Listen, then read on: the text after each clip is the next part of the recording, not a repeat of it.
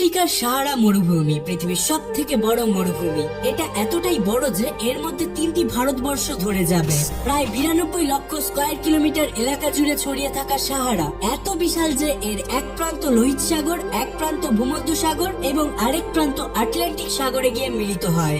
আকারে বড় হওয়ার সাথে সাথে এর জলবায়ু খুবই কঠিন।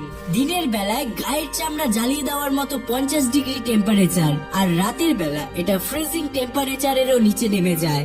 এই সকল প্রতিকূলতাকে কেউ যদি সহ্য করে নিতে পারে, তবুও জলের অভাব এবং শুকনো বাতাস এখানে কোনো মানুষকে টিকতে দেয় না। আর এই জন্যই সাহারাতে যে সমস্ত শহর বা গ্রাম আছে সেগুলো সব কয়টি জলের কোনো উৎসের কাছে অবস্থান করেছে, আর বাকি সমস্ত এলাকা একেবারেই ফাঁকা। আর এই কুল প্যাটার্ন গুলো এরকমই একটা ফাঁকা জায়গাতে দেখা যায়। সাহারার এই এলাকাটি আলজেরিয়া নামক দেশের অভ্যন্তরে। এখানে ইনশাল্লাহ বলে একটি ছোট্ট শহর আছে।